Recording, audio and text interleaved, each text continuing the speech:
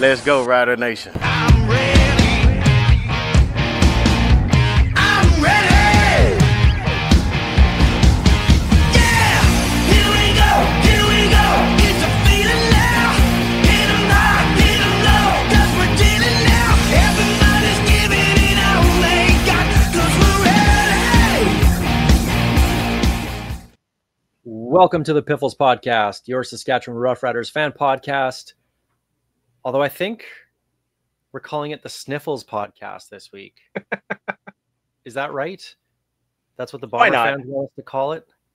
I want to thank Bomber fans because I know. Mainly, feeling okay?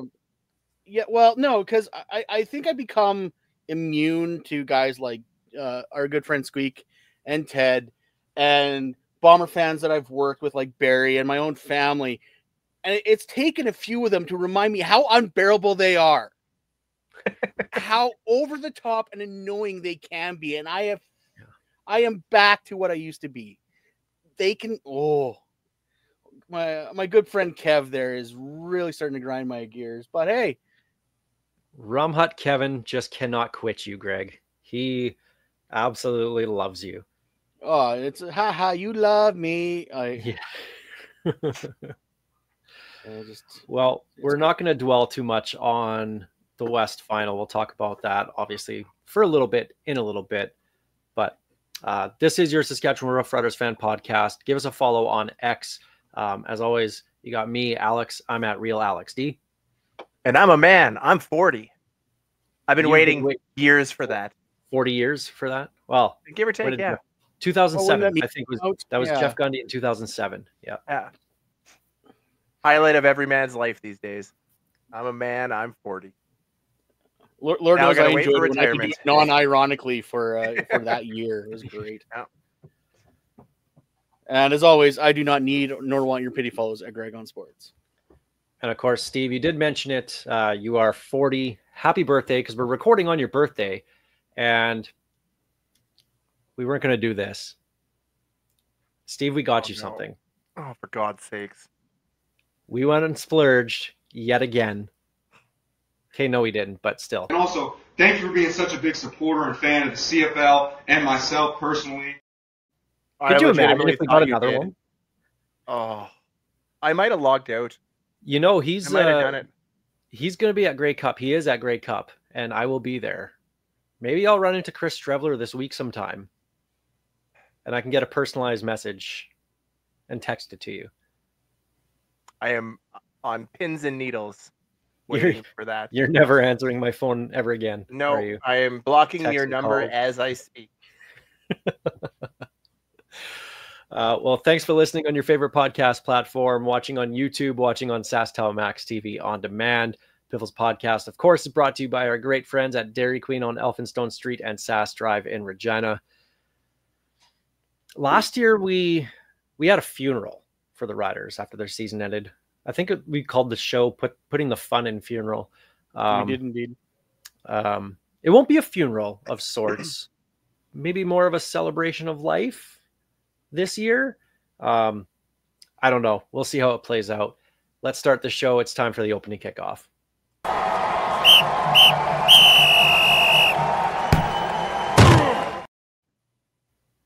Now, we're not going to dwell on that West Final too long. There's a whole bunch of stuff we want to get to. Free agent lists, potential free agent lists, and of course, Trevor Harris. The talk is all about quarterback for 2025. So we're going to start that. Normally, that's an off-season discussion, but hey, I guess we're in the off-season now for us here in Saskatchewan. So we'll be getting into a lot of that. But going back to this game, Riders losing in the West Final, 38-22 to the Bombers. It's one of those, you guys are parents. My mom said it to me, and I remember it vividly. It crushed my soul. I'm not mad.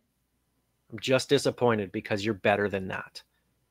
You guys, I'm sure, have probably said that to your kids. It crushes the soul, and that's how I feel about the Riders in this last game.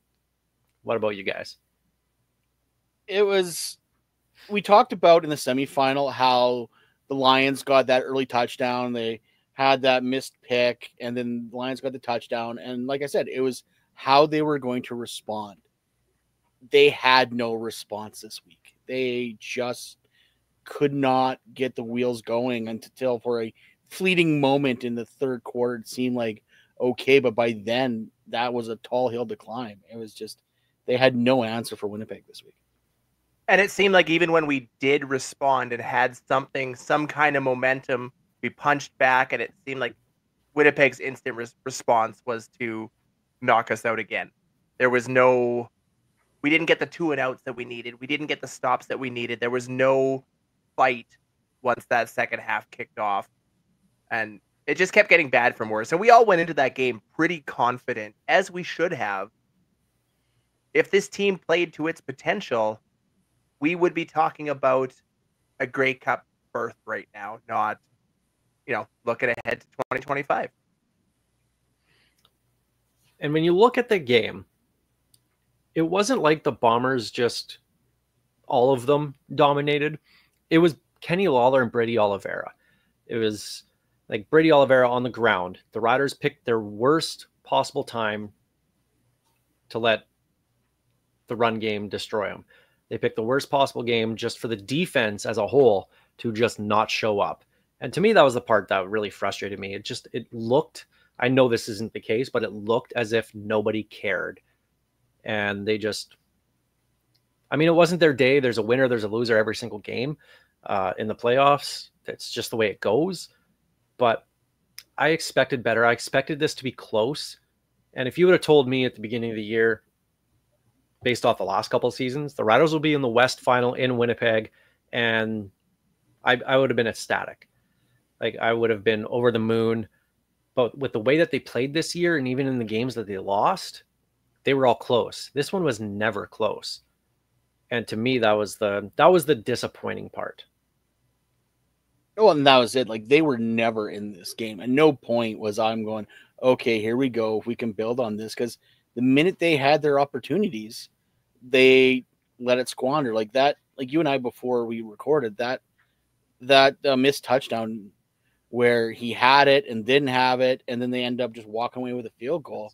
Keyshawn Johnson, yeah. Keyshawn Johnson, like that. If they would have scored there, then you could go, okay, they're in this game. They shook off whatever they could, but the minute he couldn't bring it in and they kicked that field goal, it was like, okay, that was the entire explosion right there. That was all we were going to get, and it just wasn't meant to be. And it felt like every time they had a chance to get close, you look at the third quarter, fourth quarter, they drove down deep into Winnipeg territory, only to lose it in the final 10, 15 yards. We've talked about this through Trevor Harris's career. He was usually great between the 20s, and the red zone was his weakness. This wasn't even that. This was the West Final was his weakness. There was just nothing from start to finish that made you feel comfortable with how they would perform or that they would ever come back. But just that little bit of hope they kept tossing your way, that hopium, they fumbled it away. And just totally outplayed and outcoached, and that's, I don't want to say it is what it is, but that's what it was, right? So one thing about that game, and I know a lot of people are still talking about it, was going forward on 3rd and 4 with 9 minutes left from your own 30-ish yard line, not getting it. First off, that call, Corey Mace did say post-game he doesn't regret it. Did you guys like that call? Yes and no. I liked the call if they went for something, 3, 4, 5 yards down the field to get that first down, not 15, 20 yards downfield that was not working all game long. The play call to me was suspect at best. But I don't hate the call. I hated it while we were watching live. But the more I thought about it, the more I realized that we had no spark. There was no momentum. And that would have given it to us. Punting it away there, I feel like Winnipeg would have just turned around and marched the ball down the field and scored anyway. So at least this gave them that attempt at a spark. And that's the kind of thing that we were asking of Mace all year long too, was playing for the win, not, playing to not lose. That was him playing to win. So I'll give him credit that he did it. He tried it. Didn't work. You learn from it. And also at that point, like, Winnipeg is notorious for their clock management. They are very good at draining that clock. Everyone talks about the 20-second clock. Winnipeg is the best at exploiting the time in between when that play clock is actually running. So your 20 seconds is closer to 40 seconds at the end of the day. And Winnipeg, if you look at the play-by-play breakdowns on the game tracker, Winnipeg is notorious for running that clock down. So don't rush to get to the huddle. Nothing. Yeah. So your time is limited. So trying to keep Winnipeg's offense away from the ball at that point in the game, I don't fault it whatsoever. To me, it was just curious that you would go for it there and then punt it the next time. But yeah, at that point, but I think when they punted, it was over. Yeah. So the Riders season ends. But that does beg the question, was this a successful season for the Rough Riders? Before you guys give me your answer, because I know there's the argument that only one team has a successful season, the team that wins the final game of the year, the Grey Cup. That's the only team that's successful. With where the Riders were to where they are now, successful? Yes, 100%. Like we've said several times, if you would have told me we were half a game out of first, we were in the West Final, and we won a game after Labor Day, which seemed to be the lowest of the lowest benchmarks. Hell, they won 4 of them. Yeah, and this team was very successful. Yes, they had that lull in the middle that had everyone panicking, but for an on-field product, this team is very successful with a coach who was a rookie head coach who made a few learning mistakes along the way, lost his starting quarterback for a third of the season, lost their starting running back for a third of the season, went through 12, 13 offensive linemen. This was a very successful season. Like, everyone coming out of Bag Day was talking about what this team has and what it is, what it should be and what it will be going forward. Last couple seasons, everyone was just going, I don't know what happened. It was like they were in a car accident. They just couldn't remember what happened. This year, everyone's talking about this team is going to be something to be reckoned with going forward. There's no question in my mind that this was a successful season. Yes, we had the great start that gave us all of that hope and that momentum to start the season, and it felt like, we were bound for first in the West. And realistically, we were there until week 21. Were it not for a gust of wind from God himself, we are hosting that game, and that is an entirely different game at Mosaic Stadium. There's no question in my mind. However, to call it unsuccessful, we saw the depth that this team now has at basically every position other than defensive back, because I don't know how Amari Henderson was your depth or the starter. He was the very clear weak spot on Saturday afternoon. But we saw depth on the O-line. We saw depth on the D-line. We had breakout performances in our linebacking core. We had rookie receivers absolutely lighting it up in Dante Myers, Keyshawn Johnson, to the point that we're looking at, is Jareth Stearns a must-sign free agent? Maybe not. There's just that hope going into 2025 that we had nothing to do with over the last few years.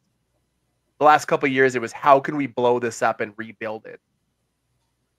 Now it's what pieces do we need to get over the hump and win the Grey Cup in Winnipeg, which would be delightful, might I add. Especially when they couldn't do it in our building. So, it'd be even better. So sweet. I'll echo what you guys said. Yes, successful season. I think it's just for a lot of people, it was just how it ended. It was just the sour taste of how it ended. Because if you would have flipped the Banjo Bowl and the West Final and how those games were played, you get blown out in the Banjo Bowl like this, but you had a close West Final, I think people would feel a lot better knowing that they were right there. So knowing that the team really is right there gives me a lot of hope going forward. And they really, really have built something here. And I know they've said it. They've laid the foundation for something special here in Riderville, and I truly believe that. I really think there's a lot of good pieces. And then Steve, just to echo you with the depth, they found a lot of players, and that was a big thing going into this year. Was Jeremy O'Day got that contract extension? A lot of people thinking wasn't deserved, and this team was largely put together of the same players from the last 2 seasons, from those 2 poor seasons. But with better coaching, all of a sudden, we have better players. So, yes, they brought in, free agents like Jameer Thurman that lit it up all year long. Found some guys. They found CJ Avery, finding his receivers, Keyshawn Johnson, Dante Myers. They're finding guys on the offensive line as well, too. And I mean, let's be honest here. This team has only won 4 times in 114 years, whatever it is. So to end a season and think that, wow, there's actually something here is very different than what we've seen in this team's history for the vast majority of it. So yes, successful season for sure. And there was something that already made it this season successful, no matter how Saturday went. We were finally right and Calgary missed the playoffs. That alone makes 2024 a successful venture. Period. Now, hopefully that translates to 2025 and Jake Mayer re-signs with Calgary. And yes, please. Not getting my hopes up on that one, though. Well, they re-signed PJ Walker, so. Yeah. And once he signed originally back in September, Greg, you and I both said that's their starting quarterback next year. So 100%. But Greg, you mentioned garbage bag day with what the players were saying. This brings us into probably the big discussion of the week. Trevor Harris going to be a free agent after this, or once free agency starts in February.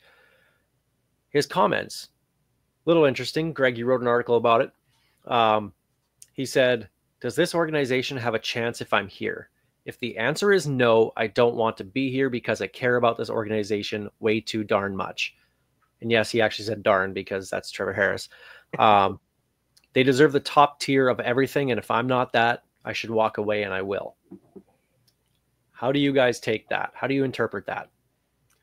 For Trevor Harris being a 2-year rider, he talks like he's been here 20 years.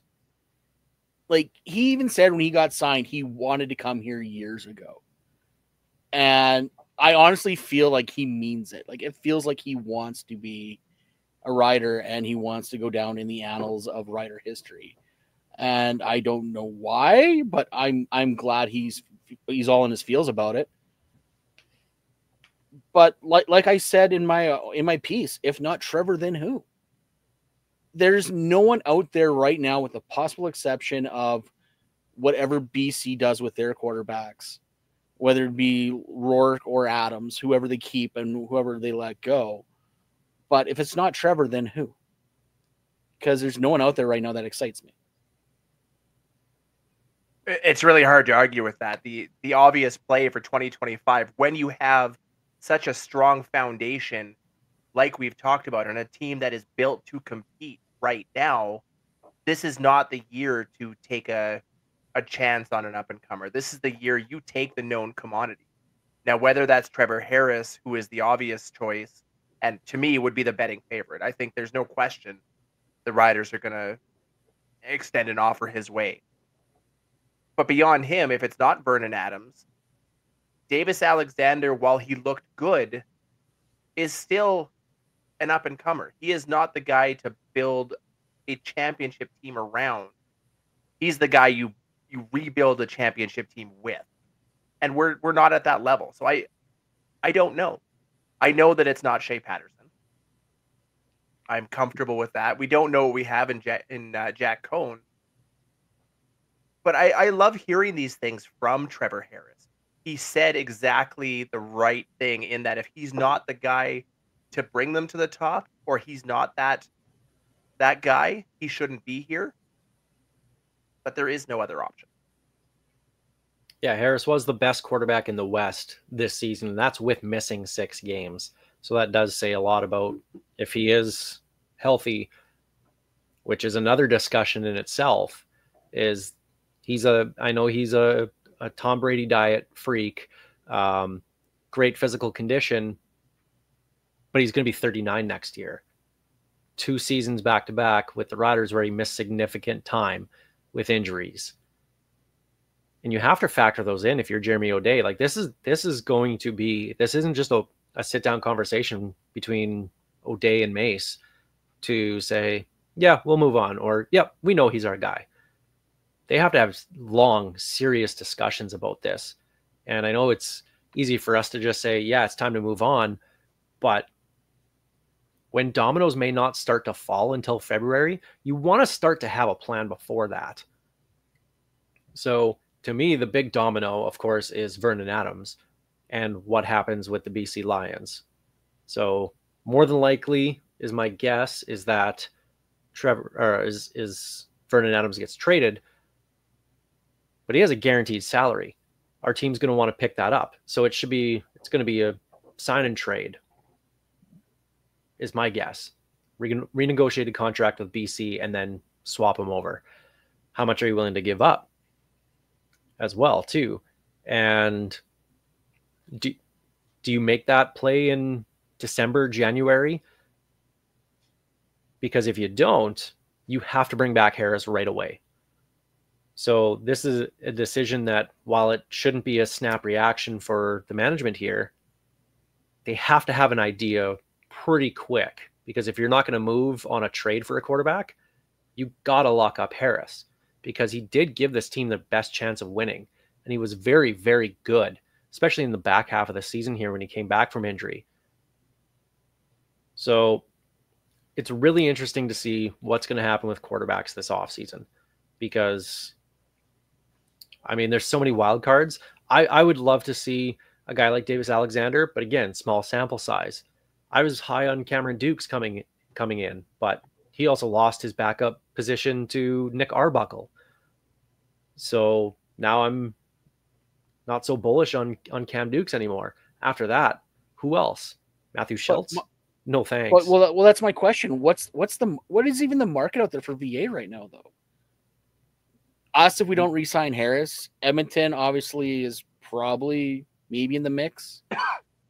Calgary just signed PJ Walker to $250,000. Some of it's guaranteed, some of it's playing bonus. Claros isn't going anywhere.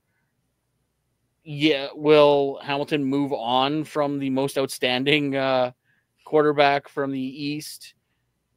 Toronto ain't moving off Kelly. Like, the market for trade isn't out there. You could probably wait BC out, if we're being honest.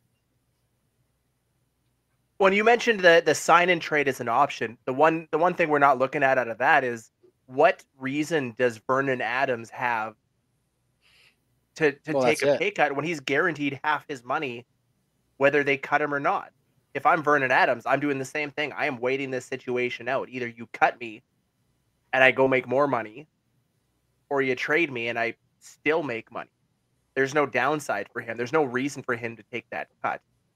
And PJ Walker's the one question mark in Calgary. Yes, you said $250,000. Half of that is playtime bonuses. So that $120,000, if Vernon Adams is available and Calgary is interested, I don't think the PJ Walker contract plays into it in any stretch. That's a decision you make. But the way they signed him and the way they brought him in and everything about that situation screams he's their guy next year. Yeah. That's the part more than the actual contract itself. But it really does come down to Edmonton or us. And if we are interested in Trevor Harris, it'll be interesting to see if BC gets anything for him. I don't know that they will. But here's the other question. So I was kind of just wild-eyed theorizing today. What if it's not Adams? What if they keep Adams and try to move Rourke? Rourke only has 1 year fully guaranteed, and then he's basically free to go to the NFL. We know he wants to go. So would anyone be willing to put up BC essentially, if they get rid of Adams, has a 1 year rental on Rourke and hoping there's no NFL interest. And considering how bad Rourke played when he was in this year, do you take that risk? I don't think there's any organization that would make that move, given that what is it, $800,000 contract for 2025, combined with the performance that he had upon his return. You know, does he have the potential to be the Nathan Rourke of old? Absolutely, but nobody's gonna take that deal. And if anything, if that's the play that BC wants to make, he's the guy they release, because there's no guaranteed money there. Well, that's it. Like, who says Adams even hits the free agency, even hits the market? Based on the way the team played under Adams versus Rourke, there's a very good argument to keep VA and move on from Rourke. But on the flip side to that, if you're Vernon Adams, do you want any part of a return to BC after what happened with your situation? Because, yeah, he said all the right things publicly, and by all accounts, he is the ultimate team player. He took his benching the right way, but that still has to leave a sour taste in the guy's mouth. He was the guy. He was on MOP pace numbers, and they just sat him for the shiny new toy because they could. So I don't know if Vernon Adams would want to stay in BC, despite what he says, publicly, because he has to say the right things. Can't be like, nope, I want out.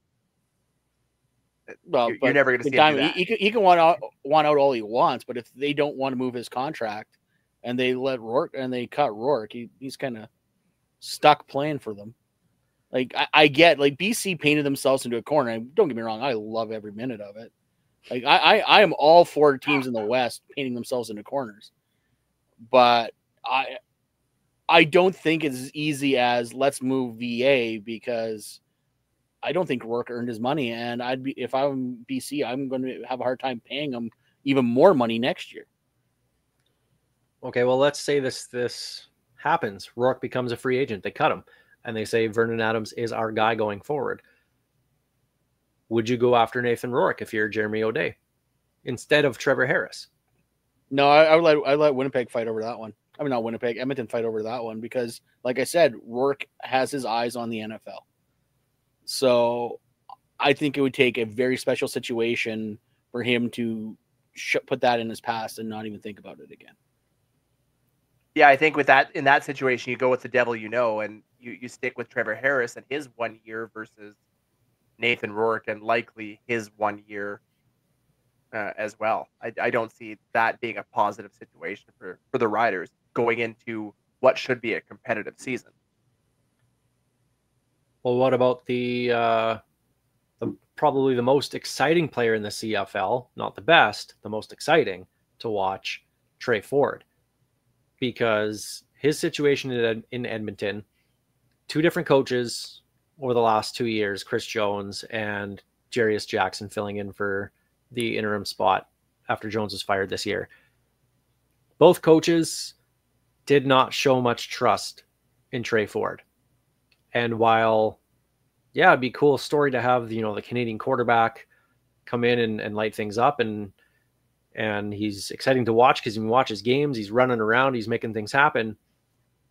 If you keep him in the pocket, he's a Nealon Green to me.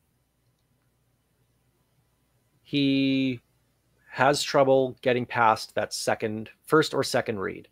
If that first read isn't there, he's running around. And yes, he can scramble and do great things athletically, and it's fun to watch. But I'd personally rather have that on another team. But I know a lot of people are high on Trey Ford and saying that's the guy you should go after because he's young and, flashy. Young, flashy Canadian kid at quarterback. I've seen that in Ryder Green. It was called Brandon Bridge. Like, I've seen the straight to DVDs version of that, and it's fine.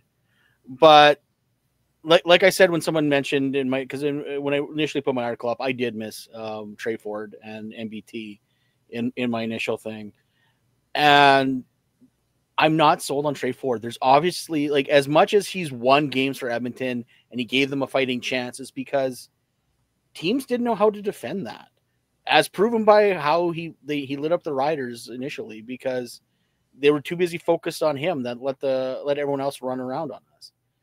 So the Edmonton coaches have to see something in practice on film that they know if there's enough film on this guy, everyone else is going to pick up on it.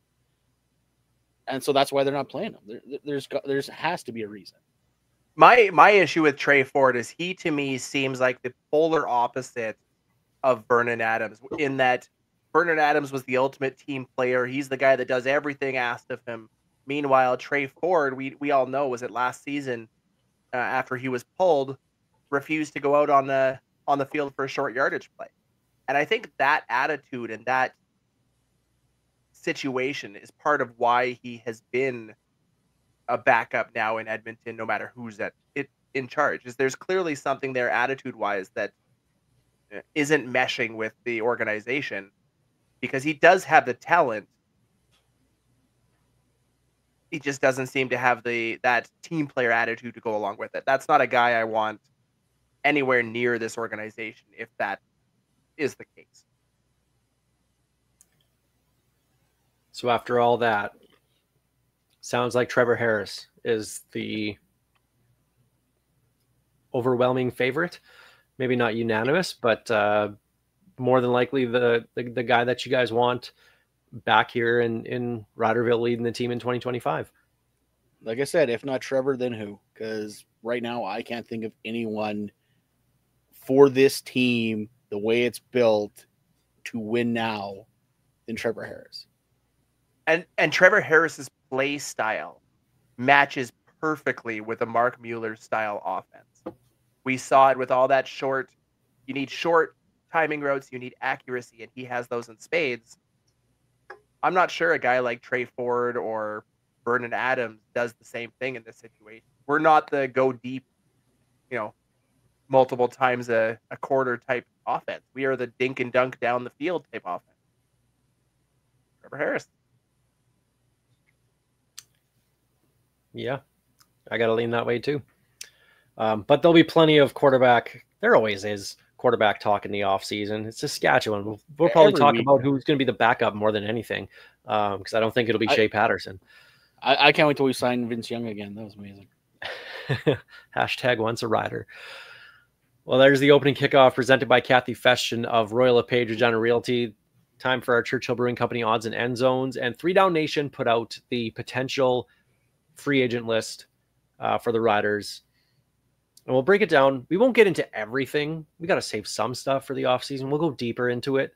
But when you look at the names that are on this list, obviously there's some big names. Trevor Harris, Reichwell Armstead at running back. Offensive line, really interesting what they could do here with Trayvon Tate, Philip Blake, Ryan Sevier, Peter Godber, Noah Zer. Basically the entire defensive line. Jameer Thurman and Adam O'Clair at linebacker.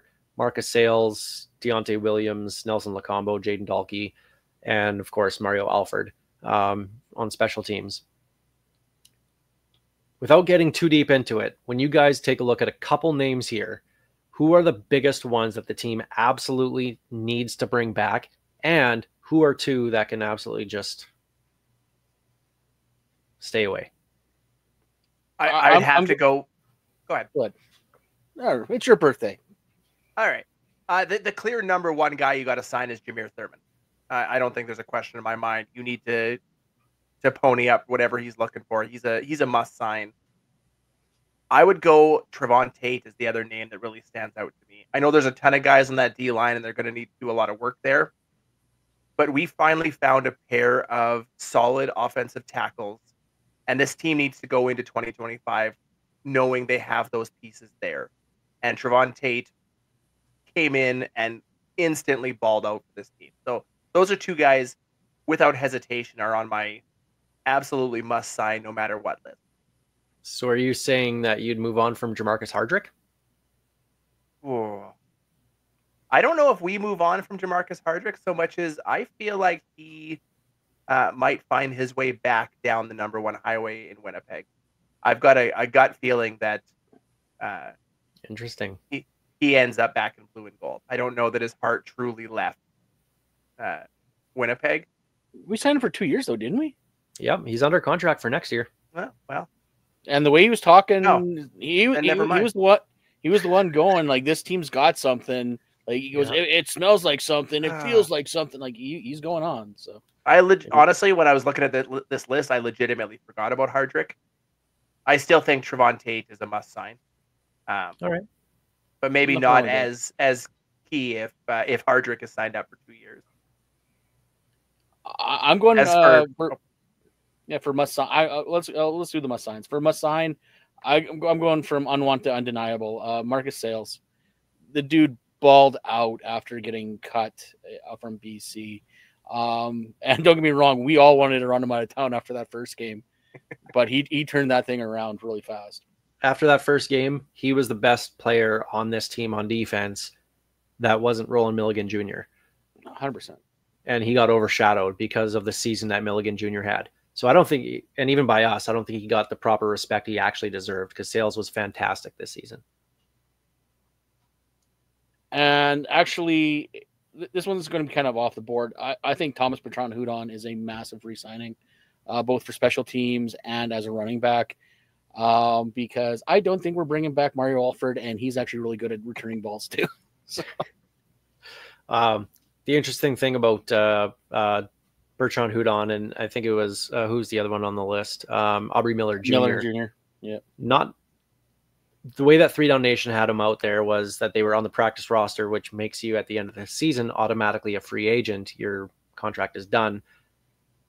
Those guys were put on the 1 game injured list, so I'm not sure what their actual contract status is. I'd assume that Aubrey Miller was just since he came in midway through the year, was just for the remainder of the year. And Bertrand Hudon might be just on his final year right now. But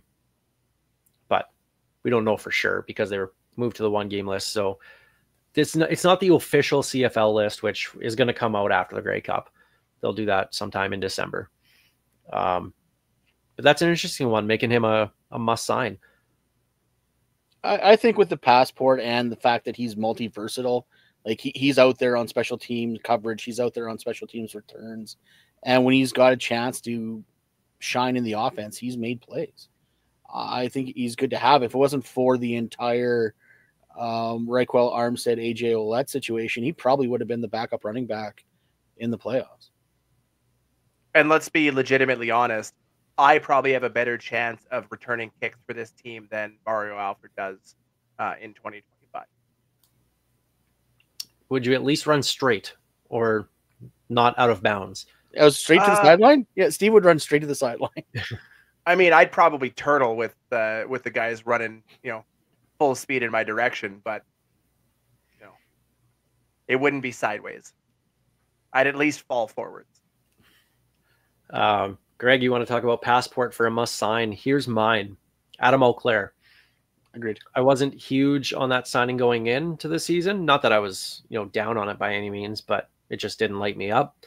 He was very, very solid all year long. And that linebacking core, if you can keep those guys together with Revis, Avery, Auclair, Thurman, even AJ Allen, he's a free agent too. I'd love to bring AJ Allen back. You keep those linebackers, that's a strong point of this team. I know linebackers are typically easier to find through recruiting, but when you have guys here that know the system, that balled out this year, those are guys you want to bring back. So I'm going to say Adam Auclair for a must sign. In addition to obviously, Marcus Sales. And I'll just say on the defensive line, Micah Johnson. Yep. As long as he wants to play, he's earned this. He can play as long as he wants. Just have that contract ready for him. Micah, you want to come back? Yeah. Done.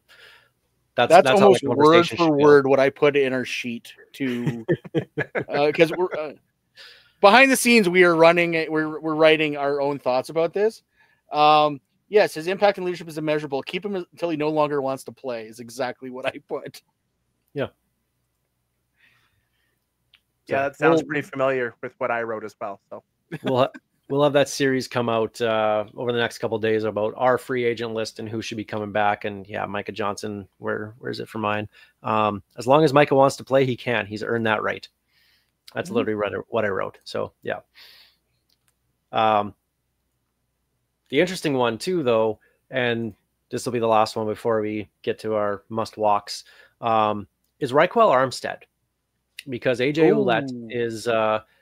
is signed for next year, making that big money, and of course he's getting marketing money as well too. He's done a ton of marketing. I think he's done commercials too. Mhm. He's a big part of this team going forward. Raquel Armstead is probably going to command a raise based off the season that he had overall, overarching with Ottawa included. What was it, 860 yards, something like that, 850 yards rushing, and that's with missing a bunch of games. I'm interested to see if there's a play there and if there's a way that they can bring back Armstead and not have to pay a ton of money for running backs. Which is funny because I had him on my walk list. I think he's talented. I really do. But based on the fact that we have money invested in AJ, who now it looks like he's healthy again. It wasn't all season, you could tell. But based on Armstead's demeanor, his, I don't think the fishbowl of Saskatchewan is the best market for him. I think it would not, it would weigh on him a lot, and I don't think it's a good mix. Steve? No? I mean, what else can I say? I'd be more on Alex's side with Raquel Armstead. I think going into 2025 with Armstead and Ouellette as your 1-2 punch, that's a solid pairing at running back, and it gives you depth in case of injury. Well, I'm not saying he's a must sign by any means. I'm saying he's an interesting one. To me, Ultimately, he's a not a must sign, but he's somebody I'd definitely be seeing what the interest is and seeing what the money's at, and if the value's there, if the money's there, you bring him back. Like I said, talent wise, dude can play in spades. I'm just worried about the outside stuff that I don't think his demeanor is made for Saskatchewan. Let's put it that way. Based on some social media stuff out there, Google it. all right. Well, people are doing that. We'll look at the must walks. Who would you not bring back outside of Amari Henderson? Because I think we're all going to say Amari Henderson, especially after how Kenny Lawler just dusted him in the West Final. So, well, if I can't use Amari Henderson, can I also use Amari Henderson? Because I'd like to cut him twice. it is your birthday, I guess. I'd have to go along the offensive line, and I think Philip Blake's the obvious one you walk away from. You're looking at 2 straight years now of lengthy injuries. He's up there in age. I think it's time for him to walk away from the game, and if not, he can line up somewhere else. I don't think it should be here. The other name, and I'm surprised this guy would be on my list given where he was a year ago, but it's Anthony Lanier. Yeah, This team obviously does not value him the way the fans do. The fact that he was benched for the West semifinal says everything you need to.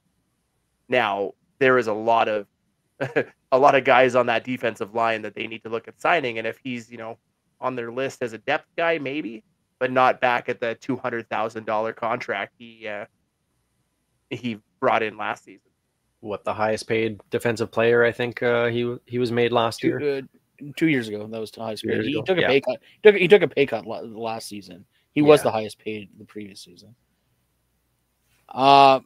Easy, like I already said, Raquel, but Shea Patterson, I don't see him here next year.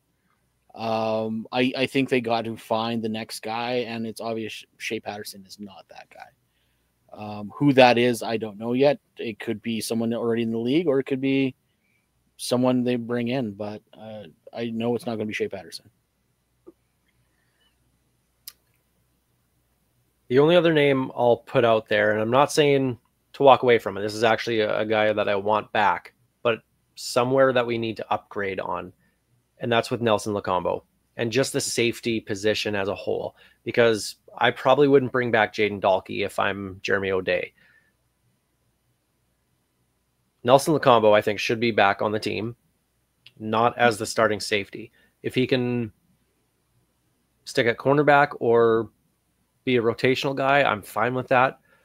But this team just needs an impact player in that middle of the defense in the backfield.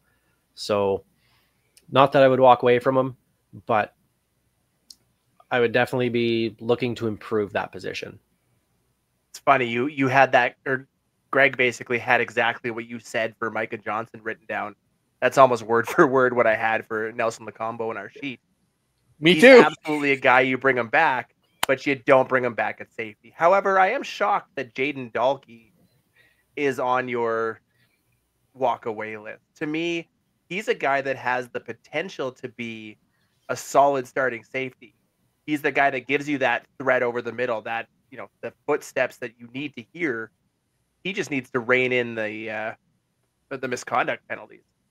I like his physicality, but in coverage, he's not what we'd want out of that position.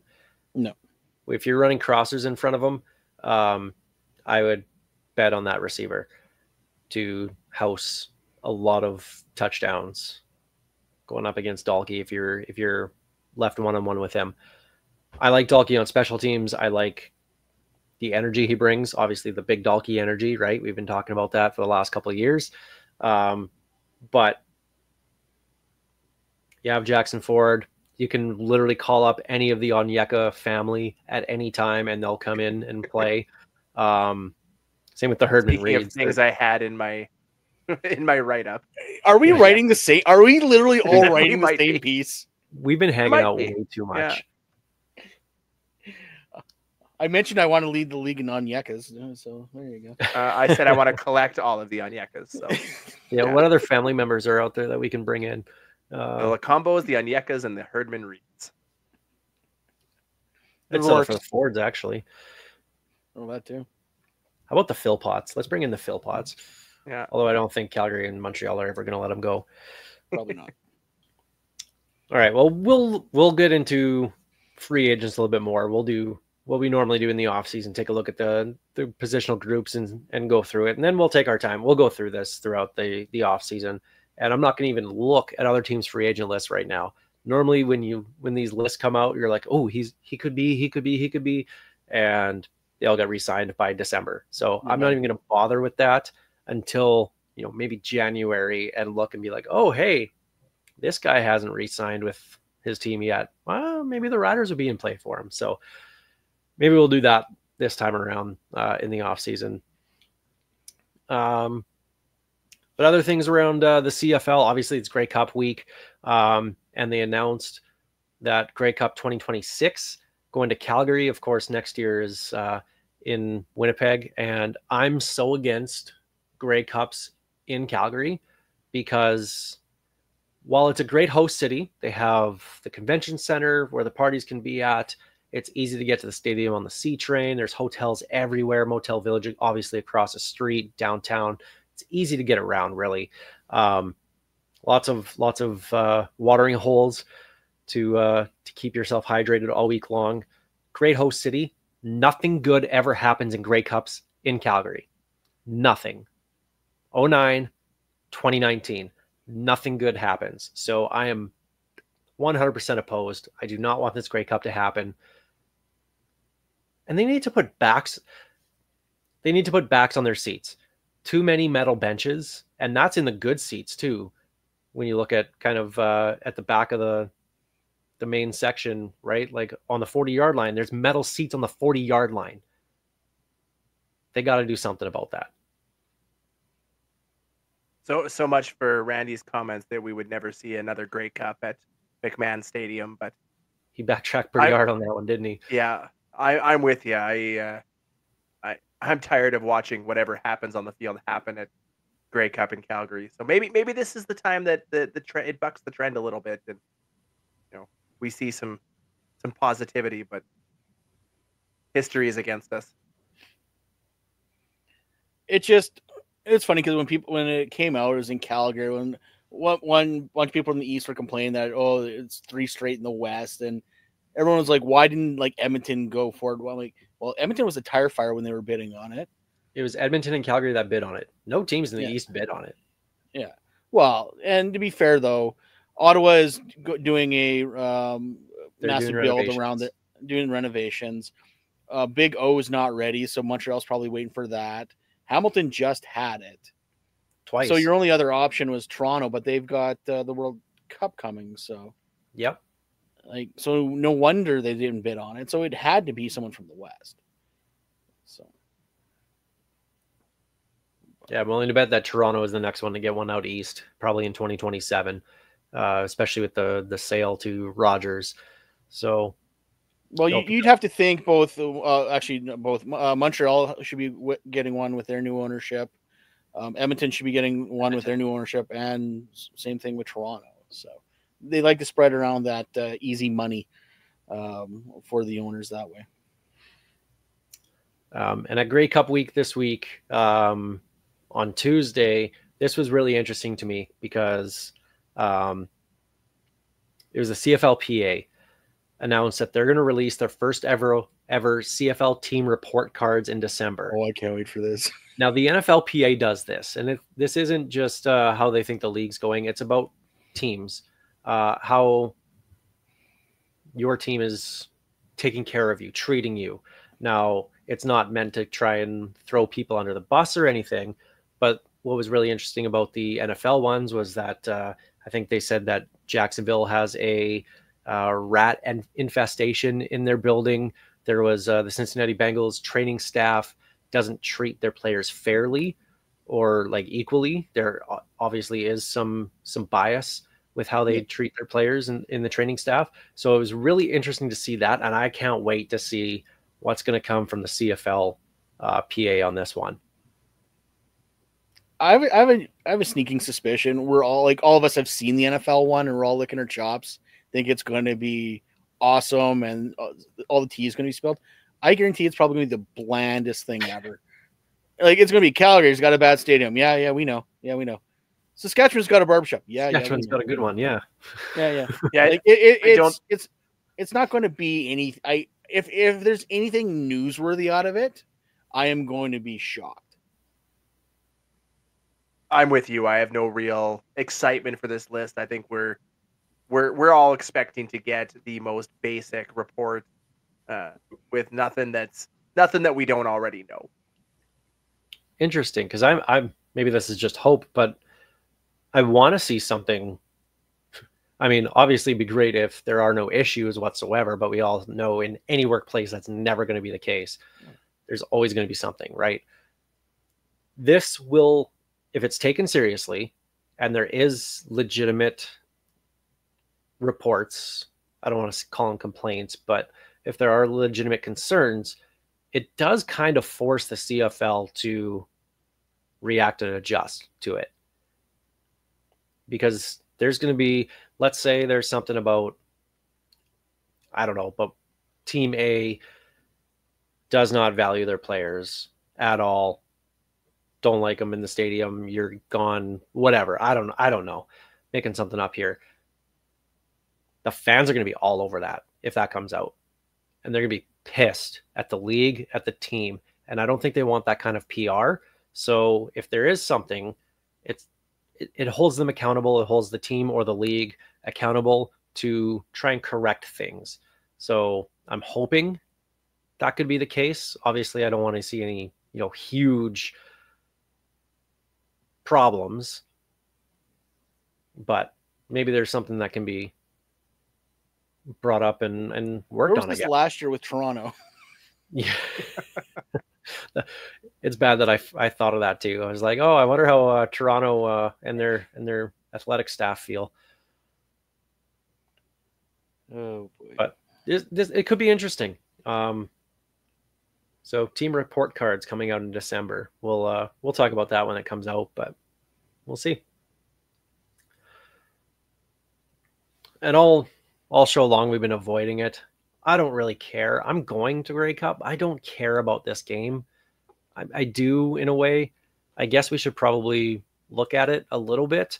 Toronto and Winnipeg. Toronto, obviously, without Chad Kelly because he broke his leg out possibly 9 months. Heard a lot of people upset about that one. Sarcasm. But Nick Arbuckle going to be starting for Toronto. Do you guys think he can do us a solid and beat them? I'm He not. did it already twice this year. This is true. I'm praying for Garfield's owner. I really am. I had to laugh though. They asked Dinwiddie what Arbuckle was done to improve. He's got rid of the headband and got rid of the arm sleeve.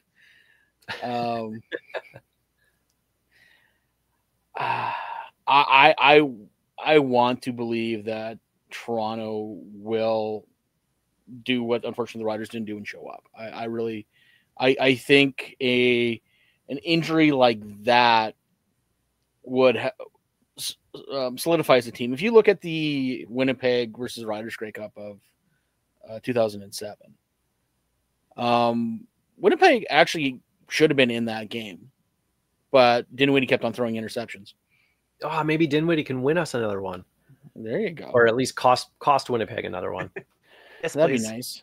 Yeah. So I want to believe that the defense will hold the Argos in it. It's going to be what can Nick Arbuckle do with that offense. That's going to be the big thing. Now it's To interesting. me, It's interesting you bring up 2007, just because when Kevin Glenn got hurt for Winnipeg, that kind of deflated Winnipeg going into the Grey Cup, and they just weren't able to pick up. Arbuckle's at least started games for the Argos. Chad Kelly didn't play the first 9 games of this season, so they know what they can do without Chad Kelly. It's not like you're just throwing in Ryan Dinwiddie as a rookie. First start, here's the Grey Cup, go up against a really solid defense. You do have a veteran quarterback here, and he has had a lot of reps this year. And maybe that's just me really hoping that Winnipeg doesn't win, but I think that is a better situation for Toronto in this Grey Cup than it was for Winnipeg in 2007.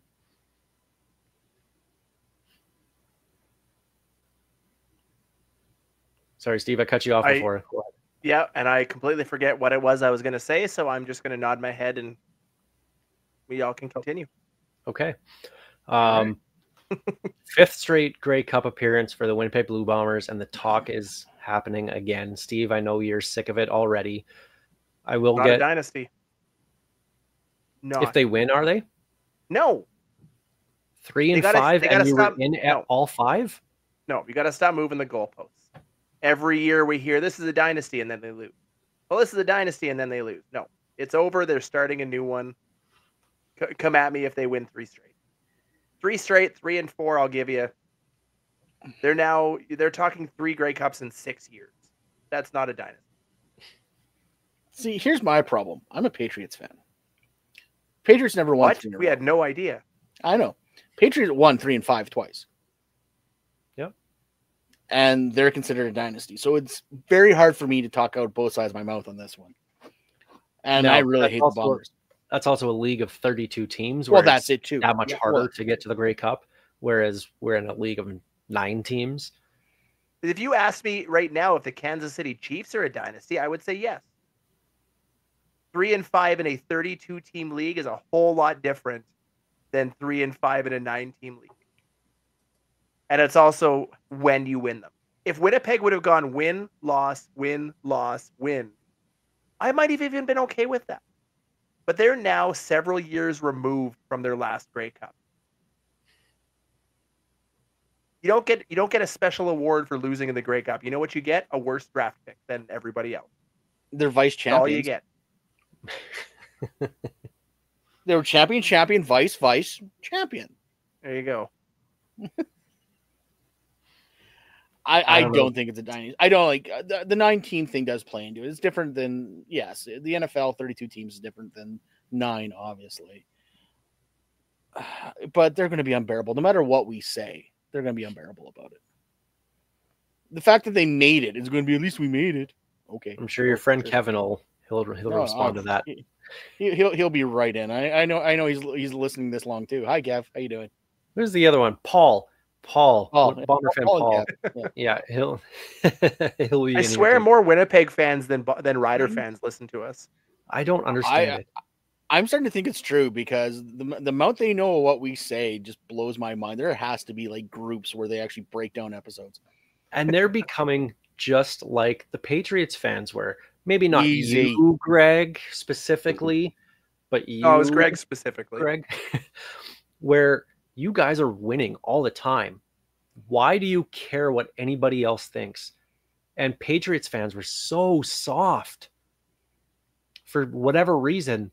And you guys were in the Super Bowl so many times and in the championship games almost every single year. But their fans were so upset by what other fans would say about them. Who cares? You're in the championship game. Wow. That's where the Bomber fans are at now. Maybe they're just so used to being there, I guess, that they have to do something different. But just enjoy your team winning. No, they can't do that. They're empty. And they're not. Like, it's weird. They just have to gravitate elsewhere. I don't know. It's weird. Anyway. It's hilarious because I posted that, like, after I calmed down about how bad that game was. I'm like, this was a good season. We took a rookie head coach, blah, blah, blah, blah, blah. And I had Bomber fans coming at me. I didn't say anything bad about them. I was talking about how the Riders have something they can, like, build on. And I just had, like, Bomber fans just bombarding me with just the dumbest crap. Like, I didn't even talk about you guys. Like, go away. All right. Well, Grey Cup this upcoming Sunday. Greg, you have one more chance to get back to 500 and tie Jeff 52. Home. Yeah. Even if I get someone right, I'm 50 for replacement Steve though. I'm 43 and 42. If I win this, I'm still at 51%, so I can't get the 52. But one final time for Piffles picks. Piffles picks. Well, folks, when you're right 52% of the time, you're wrong 48% of the time. Okay.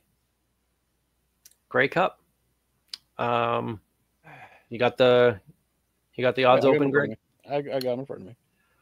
Steve, do you want to guess or do you want me to guess on it? First? I'm gonna go. I know it's high. I'm gonna guess Winnipeg 9.5.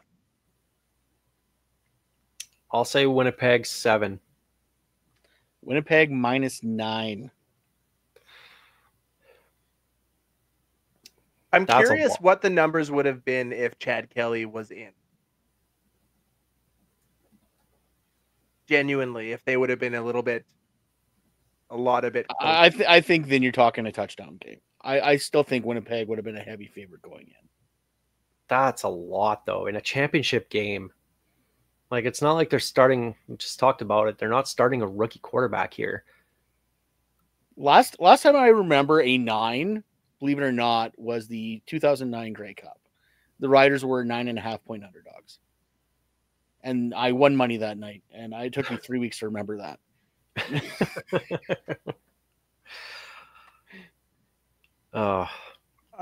I'm going to do something for the greater good. I am going to take Winnipeg in the Grey Cup. Well, you have it on loop. I do have on loop. Whoops. We've seen my stats this year, so we know how good I am at picking winners. 35 and 50. Yep. So congratulations to the Toronto Argonauts. I think that Winnipeg does win the game, but 9 points is a lot. I think Toronto keeps it closer than that. I'll take Toronto to cover. Damn it! I was hoping you would take Winnipeg so I could take Toronto. I was on Toronto. I think Toronto's going to cover, and I wouldn't be surprised if they win. And just so you know, the over/under is 50. I think it'll be under. I think it's going to be over. I agree. I think third quarter. 50's a big number. Toronto isn't going to be scoring 58 points again like they did against Ottawa. So I hope they are. And, I mean, that'd be great. But I also don't think that, Toronto was given that game by Montreal. Montreal fumbled like 4 times in the first half. Like they gave that game away. And the fact that Toronto didn't blow them out because of that is surprising to me, because they should have ran away. Wacky game. Like, It was weird. Montreal should have, like, that interception, pick 6 that went like off the guy's hand straight and just the other way. Just what a game. Well, Grey Cup this Sunday. Go Argos. Just, I don't know. That's all I got. Go Argos. Go Argos. Go Stadium Fire. So, so we'll be back next week. We'll talk a little bit about the Grey Cup, but we're going to start getting into Riders free agents. And of course, we'll probably be celebrating a couple player awards as well, too, because those happen on Thursday. Logan Ferland, Corey Mace for Coach of the Year, and of course, Roland Milligan for Defensive Player. Hopefully, there's a couple winners, hopefully all 3, actually, because I think all 3 deserve it. So we'll see how the voters do in this one. How they get it wrong, you mean? Yeah. So we'll see. If they get it wrong, we'll probably have a couple rants going on next week. I told you, Ferland loses is going to be our. We'll have to put a TVMA on this thing. You're flipping. Warning you now, Sastel. So that'll be next week, and we'll go more into Riders free agents and maybe go by a couple positions and pick our who should stay, who should go. But that'll do it for us this week. Piffles Podcast, brought to you by our great friends at Dairy Queen on Elphinstone Street and Sass Drive in Regina. Special thanks, of course, to Kathy Festian of Royal LePage Regina Realty and Churchill Brewing Company for their support making this show happen. Thank you for watching on YouTube, Sass Telmax TV on demand, listening wherever you get your podcasts. We do appreciate it. This is Tyler Gilbert with Ghost Behind Your Mind.